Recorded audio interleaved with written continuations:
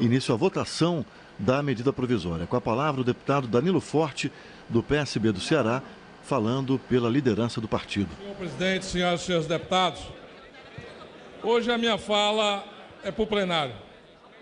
Hoje a minha fala é para cada um dos deputados e deputadas dos mais diversos estados brasileiros que estão aqui presentes nessa casa, representando o seu povo, representando a sua gente.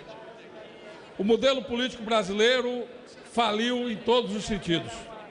As manchetes dos jornais, como foi levantado agora há pouco pelo deputado Milton Teixeira, são perversas e muitas delas verdadeiras quando colocam em letras garrafais o sentimento da nação brasileira diante de tantos desvios, de tantas fraudes, de tantas condutas corruptas que enlameiam a política brasileira e trazem consigo um sentimento de repulsa no conjunto da sociedade.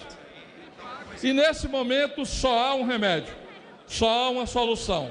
Só temos um caminho a fazer para poder banir ou diminuir a incidência do mal feito na política brasileira.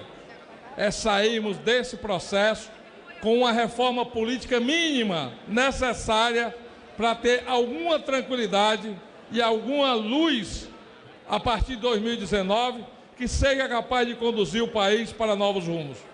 Não adianta aqui, por mais que as falas sejam feitas, se nós não tivermos um compromisso e uma responsabilidade em votar aquilo que, no mínimo, seja capaz de dar uma tranquilidade e permitir, do ponto de vista legal e do ponto de vista moral, que a eleição seja feita no ano que vem. E o princípio da anualidade nos impõe um limite de tempo. O limite de tempo, 7 de outubro. E até 7 de outubro a gente precisa estar com essa legislação, no mínimo atualizada, para poder corresponder à ação, à vontade da nação brasileira. A nação brasileira não aceita mais os conchavos partidários. A nação brasileira não aceita mais a venda do tempo de televisão. A nação brasileira não aceita mais o eleito oculto que pega carona num bem votado.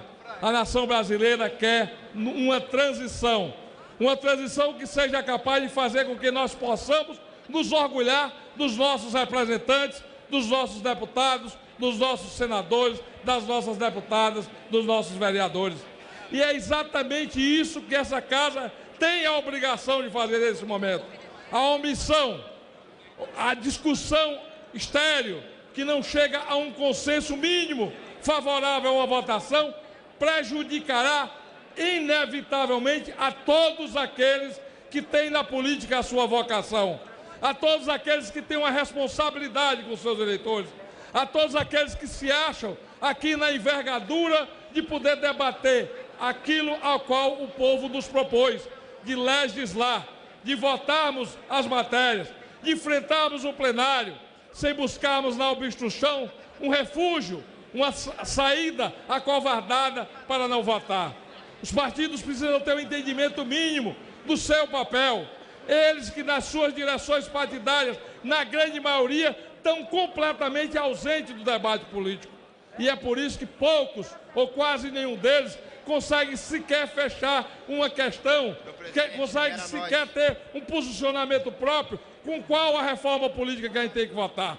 Todas as bancadas estão fragilizadas, todas as bancadas estão divididas com relação aos conceitos que devem aprovar, mas nós temos que aprová-lo.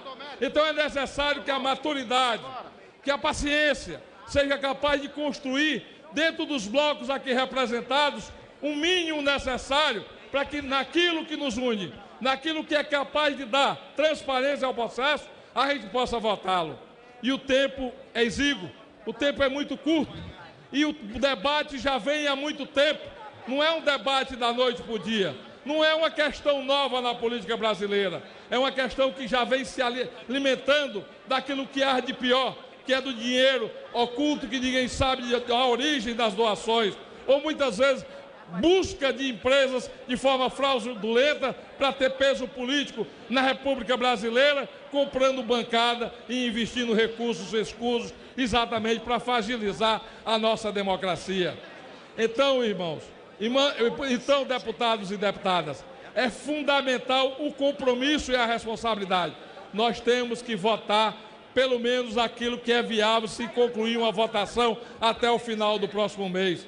E o Senado já nos deu uma oportunidade de votarmos aqui aquilo que foi votado no passado e que no vácuo, exatamente, da falta de harmonia dos poderes, nós votamos pela cláusula de desempenho, onde os partidos têm que ter um mínimo de representação para diminuir esse colchão de negociatas. E foi o Supremo Tribunal Federal, exatamente, que admitiu uma inconstitucionalidade com relação a isso. Temos a oportunidade de votar de novo. Já foi do Senado. Precisamos da celeridade, e aqui enalteço o trabalho da comissão presidida pela deputada Sherida, de entregar ao plenário o mais rápido possível, não só a cláusula de desempenho, como também o fim das coligações, que foi nocivo para a vivência dos partidos do nosso país. Mas, além disso, nós precisamos também avançar no trabalho da comissão, que concluiu na semana passada, votando um sistema transitório de representação eleitoral.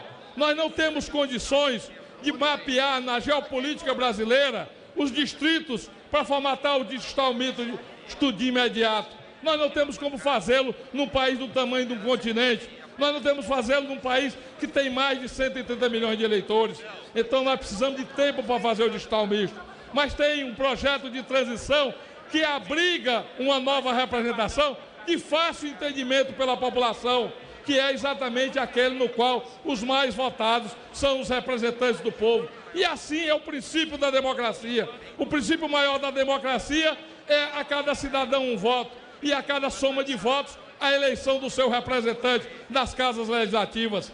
Então, diante disso, esse distritão puro, sem transversações, sem maculações da formatação, porque tem uma consistente,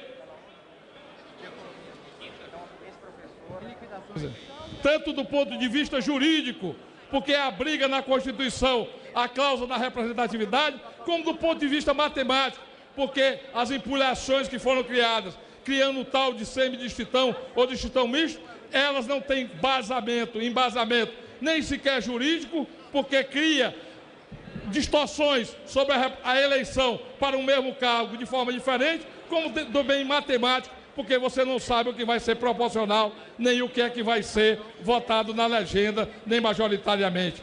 Então, diante disso, eu convoco essa casa, convoco humildemente aos senhores e senhoras deputadas, para que nós façamos o exercício de consciência, mesmo com posições divergentes, mesmo com posições antagônicas, mas não vamos perder a oportunidade de corresponder à expectativa da nação brasileira de termos um processo eleitoral claro, para não terminar a eleição do ano que vem respondendo a um processo penal, inevitavelmente.